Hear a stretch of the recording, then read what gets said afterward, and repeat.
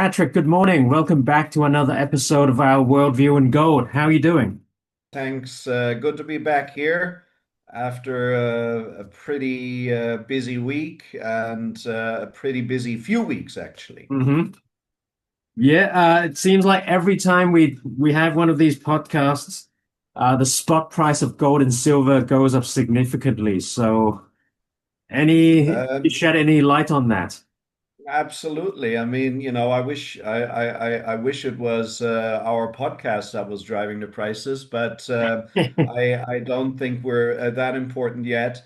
But I'm just looking at the trading system here now. I mean, Mhm. I was looking at it yesterday during lunchtime, and it was scratching the 4,200 mark for gold, Yeah. and now already we're solidly above 4,200. We're at 4,233 and And silver's way above silver 53. is solidly over 50. We're at 53.17, Yep. 53.80. I mean Mhm. that's I remember the days when silver was 12, $13 an ounce and a real bargain. And you just see the continued demand. It is now not only central banks and institutional investors that are buying in quantities. It's really, at least here in Hong Kong, started to affect the general retail market. So, as I shared with you a couple of days ago, we've seen queues outside of jewelers where Mhm. people are queuing in order to get in, and I'm not talking about a queue of two or three people. You're talking about significant Hundreds, queues hundreds.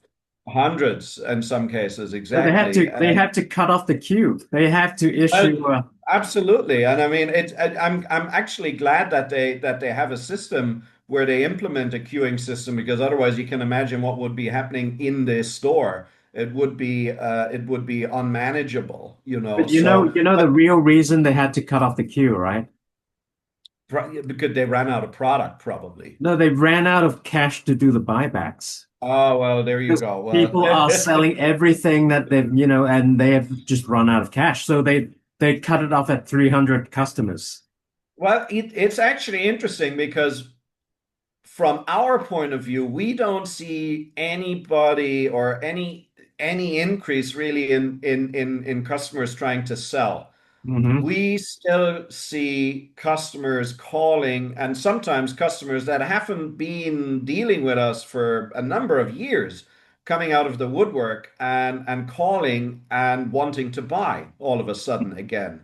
And the sell frenzy that we saw was really when in terms of silver was when silver crossed the $30 an ounce mark.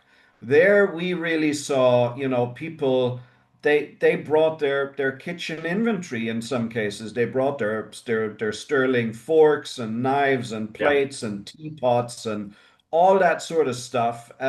But that was really, some time ago now already when silver crossed the 30 mark.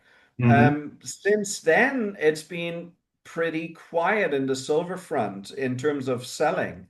So it's interesting to see that obviously the retail market is out there selling to jewelers. I would imagine it's smaller pieces, jewelry pieces, things like that, which we're not really suited to do. We're more for bulk purchases and bulk Yeah. sales, right? That's what we're set up for because we melt everything. So if you bring us a pair of earrings, it's probably going to be uneconomical to sell them to us. But in terms of sales, I mean the phone's been ringing off the hook. In all honesty, it's I could have probably sold double or triple the amount of silver if we had readily available inventory. The Right. long and the short of it is that currently, if you order silver bars in particular from refineries, it will take 3 or 4 weeks before hmm they are delivered, simply because the refineries have a backlog. Yeah. Well, speaking of FOMO, we were just discussing we have a great offer for our viewers, in the hopes of getting more people into the market to this great investment because a lot of money is flowing into precious metals right now. Even though you do see that, it's going to fall off a cliff sometime, but a lot of people are still wanting to buy, or a lot of people don't know how to buy because, like you said, a lot of people who call you up to start buying again, or people who just don't know where to buy. So we want to make this new offer to our viewers. So anyone who emails Precious Metals Asia, is the email address info@Precious Metals Asia? That's the one. That's our general Okay, email address. Yes, I'll info have it. at Precious Metals Asia. I'll have it at the bottom of the screen. So if you Correct. quote Worldview, which is the name of our show, Worldview in the email, or if you call Patrick or any of his colleagues at PMA, we'll be offering for this episode a 30% off the premium of a 1 kilo silver bar. So 30% off the premium. Correct. And why a 1 kilo silver bar? The long and the short of it is, if you want to invest in silver, it's my firm belief that anything under a kilo bar is really not economical in terms of the premium. So if you're investing into silver, you should be looking at kilo bars, 100 ounce bars, 15 kilo bars, and maybe even standard bars, the 1,000 ounce bars. Yeah. Anything else, especially ounces or 100 gram bars, the premium costs relative to the material value are just too high. Mm. And that's compounded outside of Hong Kong. In Hong Kong, we're fortunate in the way that we don't have a value-added tax. So there's no general sales tax either. So silver bars are like gold bars, tax-free in Hong Kong, as everything else is tax-free as well. We're one big duty-free city essentially. Hmm. But if you're living anywhere in Europe or in America, whilst gold is very often tax-free, for historical reasons, the silver bars and platinum bars and palladium bars are very often subject to sales tax. So if you're in Switzerland, you're paying 8% sales tax.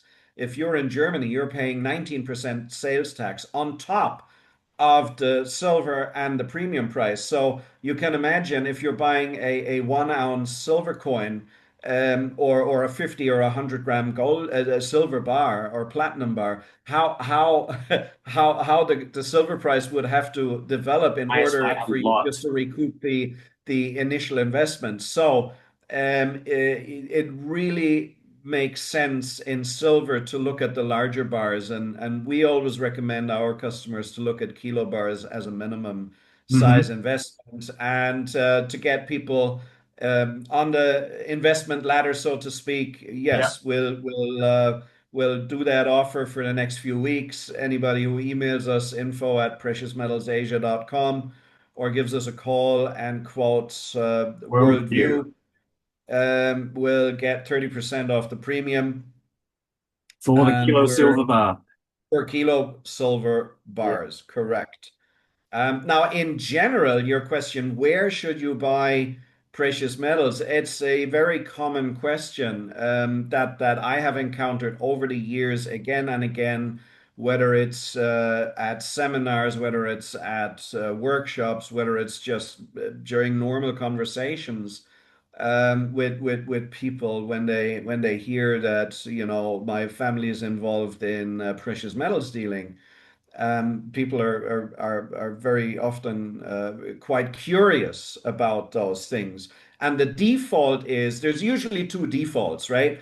At least here in Hong Kong, people either think of jewelry chains, jewelry shops, or they think of banks, right? Yeah. And of course, here in Hong Kong, jewelry shops not only sell jewelry, but very often also sell investment bars and coins. And also, some banks, but not all banks, do offer precious metals coins in particular. Now, there is yeah, as with everything, there's a good side and a bad side. Of course, if you go to the bank, people have usually quite a high um, trust in banks. So if they go to a established retail bank, they will trust the bank to provide them a genuine product, which they do. But they also charge you for it. So usually the banks are pretty expensive, Mm. and they also limit how much you can buy. Yeah. And sometimes they also only deal with people who have a bank account there. And So they only buy back the bank's own branded products, right? correct. They also very often then when you want to go and sell, if you have other coins or other bars from other producers, they will also only they won't take them. They'll only take what you bought from them. So Yeah. it comes with a lot of restrictions. So you're basically paying over the odds, and then you have limitations when you want to exit the investment as well. Hmm. So and on the exit side, they again they charge you a premium for dealing with the bank. Yeah. So and they're completely inflexible. You know, as you can imagine, a bank they've got their standard terms and conditions. They you won't be able to haggle about the price. It's impossible, right? Yeah. But of course, people have a high level of trust in them. So it is a source of precious metals products. And The they are other easily accessible, bank branches. Absolutely. They're on Mhm. the high street. You can walk down the street. You can walk in a branch. You can ask them, what do you have available? Sometimes they'll only take orders and then deliver 3, 4 weeks later. Yeah. Sometimes they'll sell it over the counter straight away. It sort of depends on the level of inventory of the day, But it's perfectly legitimate. Yeah. You're not going wrong going to a bank. It just may be, like I said, that you may pay over the odds as if you went somewhere else, and you have this inflexibility very often on the sell side when you want to exit your investment, Hmm. right? Yeah. And a reminder that Precious Metals Asia, we also do buybacks at really We competitive do. rates. And Absolutely. if you also quote Worldview, we'll give you a good deal, but we just We'll give cannot you a have. good deal for sure. Yeah. And again, it is a common question when people call us, do we buy back other products? And of course we only care about the metal content. Okay, so I just want to put that out there. Our process is a standard process for everybody out there. When you sell your precious metals products to us, whether it's a gold bar, a silver coin, your teapot, your palladium sticks or whatnot, we melt it down full stop. There is nothing that we buy on inventory to resell. So we melt it down and we produce an assay report of the melt.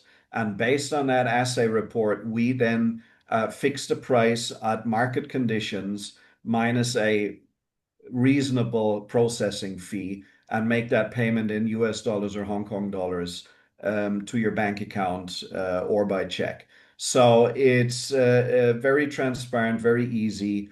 And no, we don't care where you bought it or what brand it is, or whether you bring us 1,001 gram bars or 1 kilo bar. It's after the melt, the total content of gold and the total content of silver or palladium or platinum that counts, and that's what we base our payout on. Okay. Well, thanks for your time today, Patrick. We'll see you Thank again you. soon and talk more Thank about you. gold and silver. Absolutely. Bye bye. Bye.